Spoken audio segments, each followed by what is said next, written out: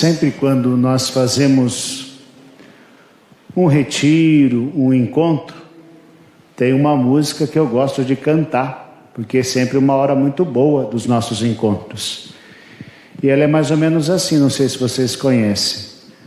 Ó Trindade, vos louvamos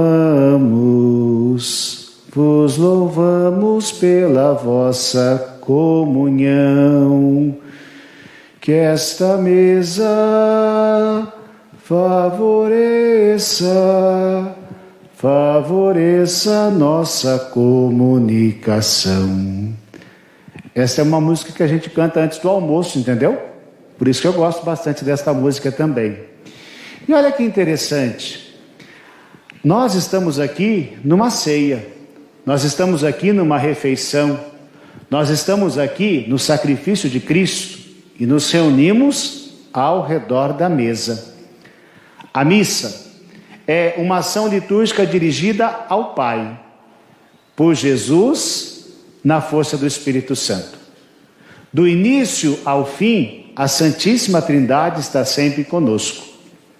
O Padre não é outro Cristo.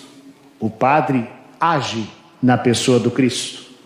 O Espírito Santo que consagrou o sacerdote, agora vem também do momento da epíclise, quando o sacerdote impõe as mãos ali, vem para transformar aquelas oferendas. Então olha que bonito a gente perceber que a gente está reunido em nome da Trindade, para se alimentar e para melhorar a nossa comunicação, para melhorar a resposta que oferecemos e que também colhemos do outro.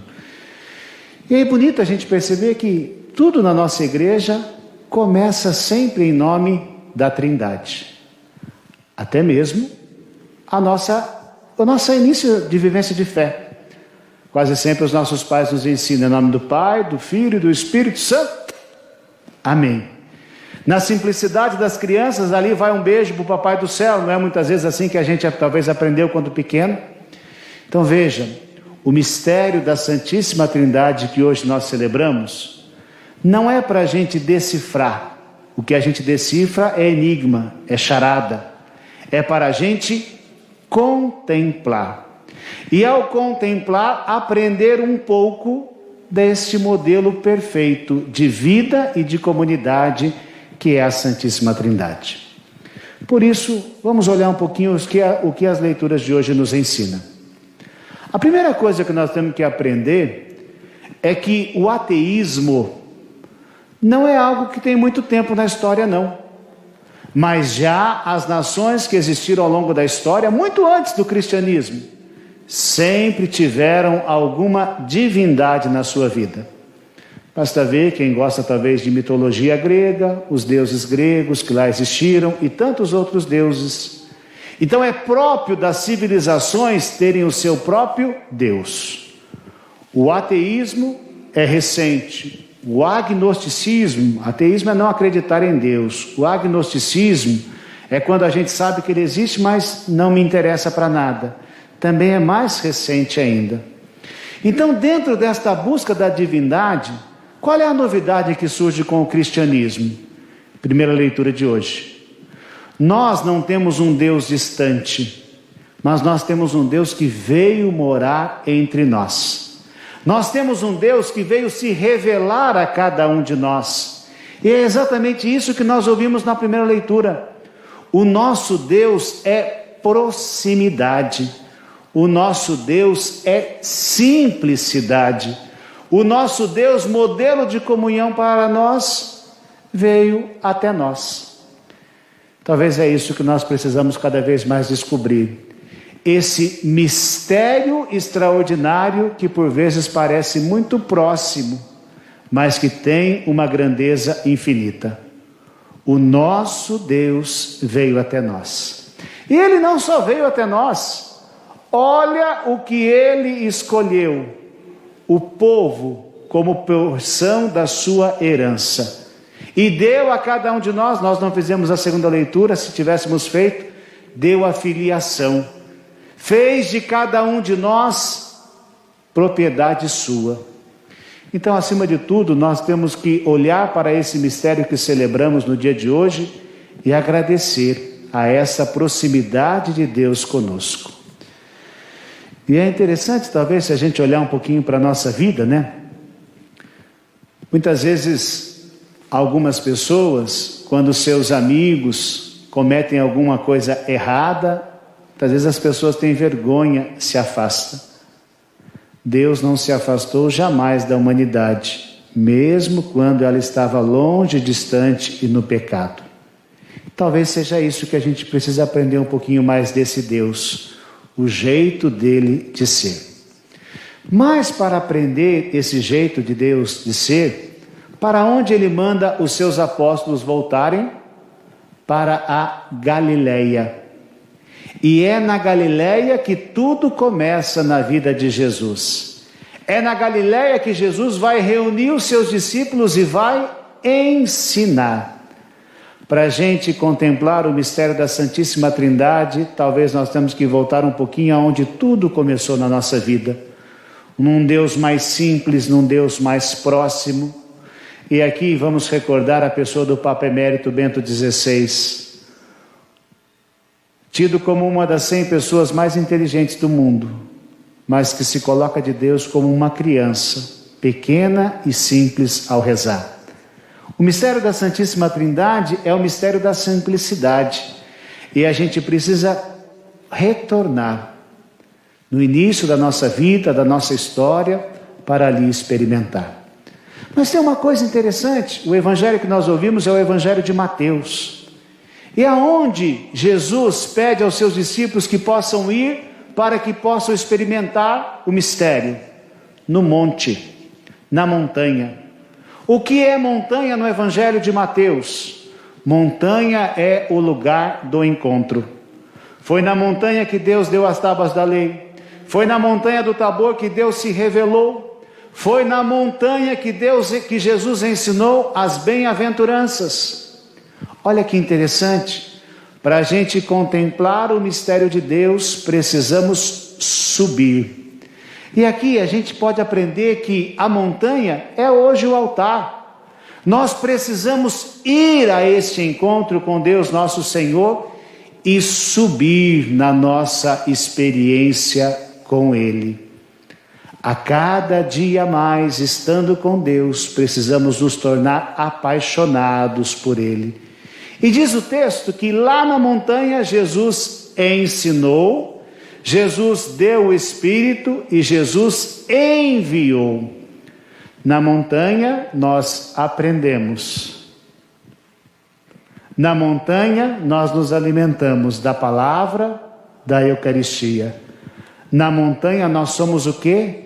Enviados. Para quê? Para que através de nós as pessoas possam desejar conhecer esse mistério de Deus. Mistério que está em mim, porque eu experimentei, mas mistério que eu também devo comunicar aos outros. É exatamente isso que o mistério da Santíssima Trindade nos faz experimentar nesse dia. Um Deus próximo, um Deus que me ensina, um Deus que me alimenta e um Deus que me envia. Um Deus que quis contar comigo. Acho que ele não sabia o que ele estava escolhendo. Eu penso assim de vez em quando. Tanta gente melhor do que eu, mas se Deus quis contar comigo, é porque Ele sabe que eu tenho algo a oferecer. Você já se perguntou um pouquinho sobre isso? O que você tem de bom para oferecer? O que você está oferecendo e que marca a vida das pessoas? Aqui tem uma coisa muito bonita também, né? Eles receberam a missão na Galileia, no lugar onde tudo começou. O primeiro lugar que a gente faz a experiência da Santíssima Trindade é na onde? Na família. No lugar onde a gente se abre. E hoje, quando a Igreja do Brasil celebra a peregrinação nacional das famílias ao Santuário Nacional de Aparecida, a gente é chamado aqui a descobrir lá onde tudo começou o jeito de Deus ser. E aí a gente tem que aprender uma outra coisa bonita. A Santíssima Trindade é um modelo de abertura. No grego a gente vai falar de pericorese, de interpenetração das pessoas trinitárias. O que significa isso? O Pai é aquele que ama, o Filho é aquele que é amado, o Espírito Santo é o amor. Nessa dinâmica da Trindade, sempre em movimento, sempre em atividade, o amor, a comunhão de Deus vai acontecendo. Sabe o que a gente de vez em quando escuta quando a gente vai ao médico? Padre, tem que caminhar, não pode ficar parado. Não é assim? O que fica parado estraga. Até outro dia vi uma reportagem que de vez em quando é melhor você comprar um carro mais rodado do que um carro que fica muito tempo parado. Veja, nós somos movimento. Mas qual é o movimento que nós somos? O movimento da Santíssima Trindade. À medida que o amor se movimenta em nós, o que a gente tem? Felicidade e alegria. À medida que os casais lá na família se movimentam, se amam, o que eles sentem cada vez mais? Felicidade. Basta ver que quando você chega lá em casa e o maridão preparou hoje o almoço, não tem nenhuma louça suja e lavou e passou as roupas. Nossa, que movimento bom que você teve hoje, não é verdade? Mas e também o marido, se chegar em casa e a esposa resolveu 900 problemas que ele tinha, ele vai falar assim: bem, você é o amor da minha vida, não é verdade? O movimento gera vida. Qual é o movimento que deve estar sempre presente no cristão? O movimento do amor, o movimento da fé. E tudo isso nós aprendemos em quem? Nas pessoas da Santíssima Trindade. Um se abre ao outro, um se sente responsável pelo outro. Olha como isso seria tão bom se tivesse presente nas nossas famílias, mas também na comunidade cristã. Porque muitas vezes a gente lá em casa, bom, isso aqui é a parte do fulano, ele que faz, a minha parte eu já fiz. Não é assim na Santíssima Trindade. Na Santíssima Trindade, por mais que seja a parte do outro, talvez hoje o outro possa estar um pouquinho mais cansado, eu vou fazer um pouco mais por ele, por ela, mas principalmente por amor. Entendeu, meu querido irmão, minha querida irmã, porque ela é o modelo para nós? Mas também tem uma outra coisa bonita para a gente aprender no dia de hoje. Nós falamos do mistério da Santíssima Trindade como o dogma fundamental da nossa fé. E muitas vezes a gente escuta no meio católico gente que diz assim: dogma não se discute. Calma. Dogma é um caminho que a gente faz de raciocínio, de reflexão, e quando se exaure-se as possibilidades, vem a igreja e diz: daqui para cá, só com a fé. Isso significa que a gente tem que ser capaz de tentar cada vez mais traduzir essas verdades de fé em algo que a gente possa compreender. Mas nunca vamos compreender totalmente. Santo Agostinho, o grande bispo de Hipona, ao escrever o De Trinitate, a sua obra sobre a Santíssima Trindade, em vários volumes, no final ele não terminou a obra. Sabe o que ele fez? Ele se ajoelhou e adorou aquele mistério que ele estava ali escrevendo. Mas ele deu passos. E olha, para a gente tentar compreender um pouquinho melhor o dogma da Trindade, vamos olhar um pouquinho para aquilo que Santo Agostinho disse para nós. Santo Agostinho diz que o ser humano é imagem e semelhança de Deus. Melhor, a palavra diz isso, certo? Gênesis 1, 26. O homem, a mulher são imagem e semelhança de Deus. E Deus não é trino? Unitrino? Então diz Santo Agostinho: mesmo com a queda do pecado original, nós temos algo que é parecido com Deus. E olha como ele vai nos ajudar um pouquinho. Num dia frio como hoje, rapidinho vem no meu pensamento pão de queijo. Com café com leite e um requeijão dentro ainda. Pão de queijo. A minha memória sabe o sabor do pão de queijo. A minha vontade deseja o pão de queijo. Acho que se tivesse, depois que o padre fala, depois da missa, um monte de gente ia comprar depois pão de queijo, porque a gente fica com vontade quando o outro fala, não é verdade? Então, memória, vontade. Mas a minha inteligência diz: padre, gordura no fígado, o senhor está de dieta, o senhor tem que emagrecer mais um pouco. Não pode. Eu sou 3 ou não? Não. Eu sou 1. Mas dentro de mim eu tenho memória, inteligência e vontade. Dimensões que estão dentro de mim. Uma puxa para um lado, uma quer outra coisa, outra me ilumina, mas eu sou 1. Deus é 1 em 3 pessoas. Aqui, os psicólogos que possam estar na celebração têm que ter presente que o conceito de pessoa da psicologia é do século XX. O conceito de pessoa que nós conversamos hoje é o conceito clássico, lá do grego, e foi lá que a igreja foi então se basear para definir o dogma. Então a gente precisa cada vez mais olhar para nós e perceber que nessa dimensão diferente que existe em nós, somos um único. E talvez aí a gente pode aprender um pouquinho mais desse Deus que é uno e trino. Por fim, vamos terminar. Quero fazer conta de matemática. Vocês são bons de matemática? As crianças aí, se puder me ajudar, quem souber, ganha um pastel quando tiver pastel depois da missa, tá bom? Eu pego o nome hoje e entrego depois. Quanto que é 7.304.402 mais 1.399.509 mais 17.394.492? Alguém sabe? Não me pergunte para responder o número de novo, que nem eu sei, certo?